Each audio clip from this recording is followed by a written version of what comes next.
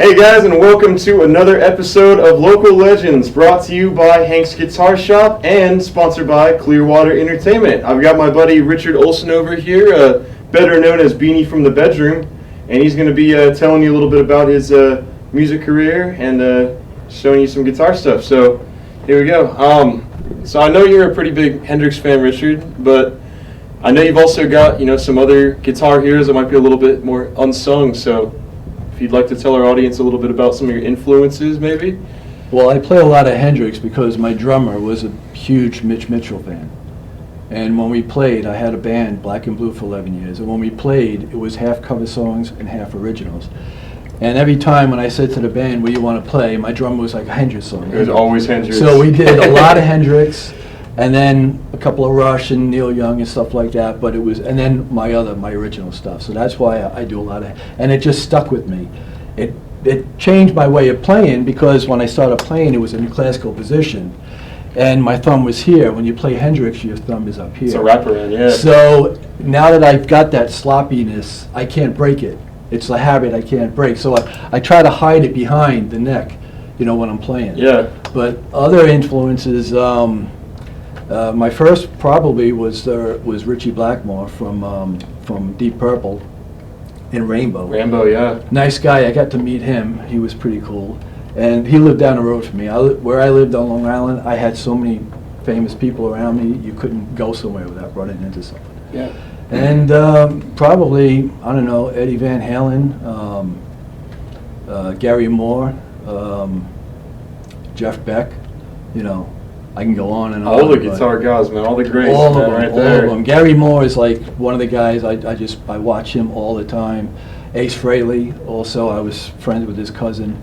And then, of course, the Steve Vai and the Joe Satriani, they're from Long Island as well. Man. I worked out with Steve's cousin, so it was pretty cool. Yeah, I can go down a chain. It could be like 10 guys, that I can go through. If I knew that question in advance, I would have had a list in my head. Yeah, man. So, on that note, being a transplant from New York, how does the scene differ, being up there comparatively to Tampa Bay? What are some major things you notice that are different down here? I noticed that a lot of places play down here. There's a lot of restaurants on the weekends that have people playing. Yeah. It's either a one-man show or it's a couple of people or a whole band, and it's good to see that. Most of my friends from Long Island are professional musicians, and one of them lives down here in Florida, but he's in Lake Placid. And I told him, I said, if you come here, you'll be playing all the time. He just does it for the fun and for a little extra cash, but he really doesn't need to. So do you think the scene here is more thriving in New York in that sense? Do you think it's just like a genre thing? Because I know here it's like there's a lot of you got classic rock and you got more the beach bar type stuff, and up there I know there's there's a thriving jazz scene and more metal punk kind of stuff up there, but. I don't know about metal punk. I know that there's a lot of classic rock, and unless you're, an established band and they know what you're doing, anytime you go out, you got to hear cover songs. Yeah. And a lot of it's classic rock.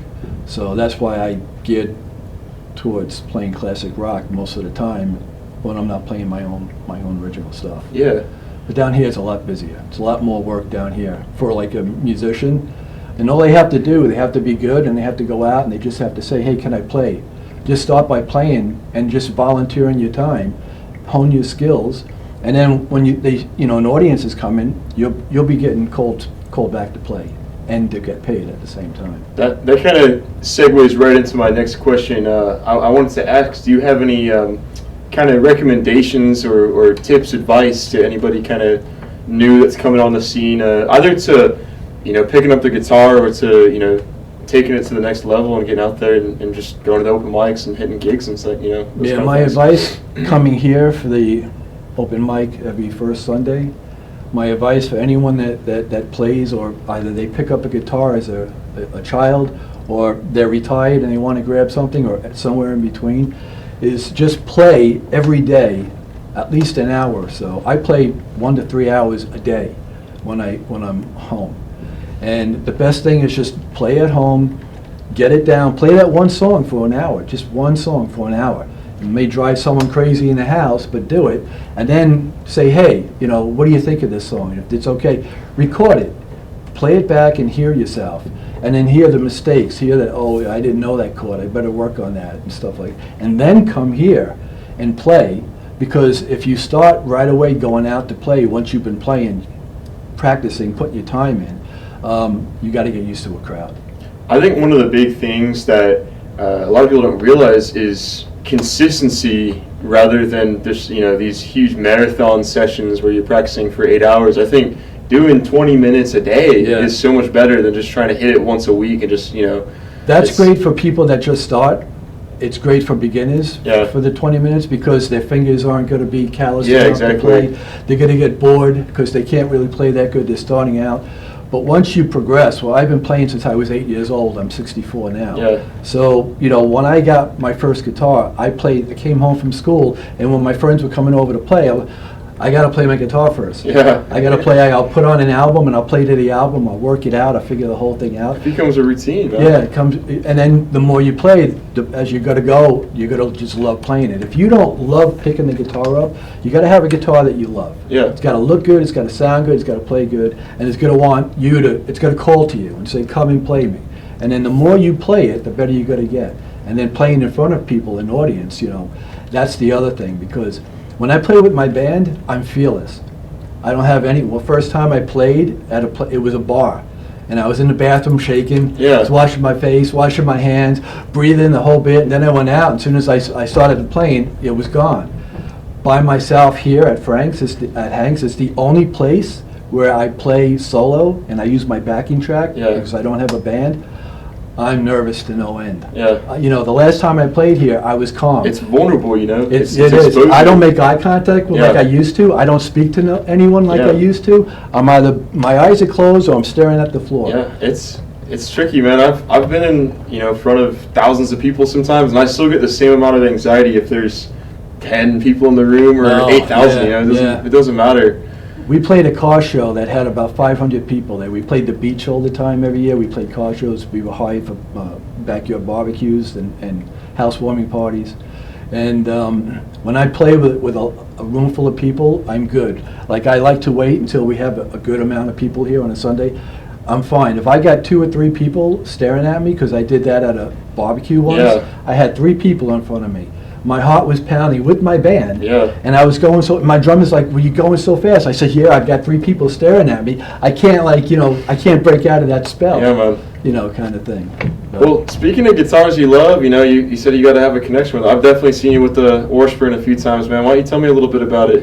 What makes that one so special to you? A couple of things. One is the body contour is a Strat body, but it's been 1-inch cut all the way around. So it's a smaller body guitar. Yeah. I've had 5 surgeries on my shoulder. It's all metal in here. So I can't stand up and play, which I prefer to.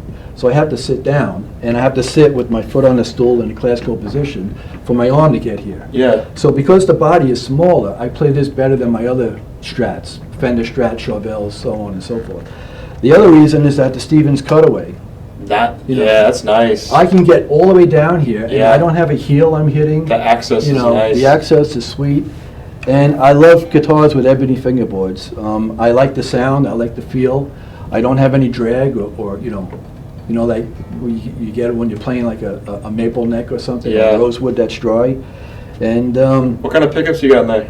This is the 59 Duncan. This is the Bill Lawrence 500. Very nice. And the Floyd Rose.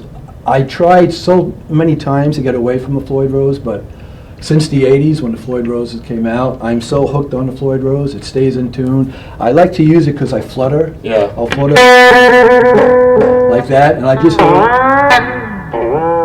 just like adding some like Jeff Beck kind of stuff. It's a lot of cool tricks and little that I do with it, but I hear it in my head and I play it. Yeah, that's how I play most of my songs. I hear all my original stuff. I hear it in my head.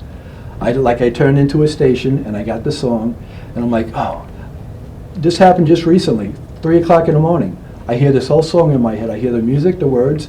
I got to get up, and write it down. A lot of times I'll say if it's really good and I remember it in the morning, then I know it's worth something. Yeah. And that's what and then with my band, I would get behind the drums. I would show my drummer how it's got to be played like this. What do you mean? No, it's got to be played because that's how I hear it in my head. And if you change the shuffle, it's going to mess me up. And then grab my bass player. This is how you got to play the bass. And then so on and so forth. I don't read or write music. I've only had 3 guitar lessons in my entire life. Yeah. You know, and that, I couldn't understand it because I'm dyslexic. So anytime I'm playing, and I've played with a ton of people, and they're like, I like what you're doing. What note is that? What chord is that? What scale is that? I says, it's this one. And I just show them. I do a lot of power chords. I don't know what I'm doing. I hear it in my head and it comes out of the guitar.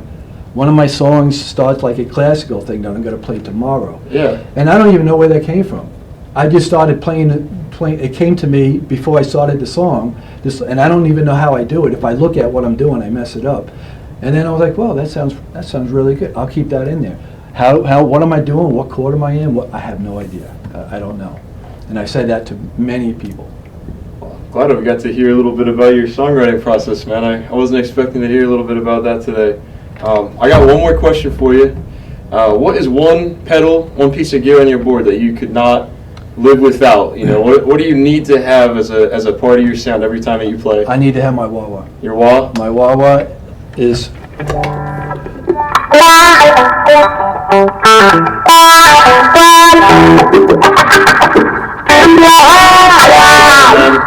That's the signature. And, overdrive. I need overdrive. There you But go, you have man. to stack an overdrive pedal with the distortion. My distortion on the amp is only on 2.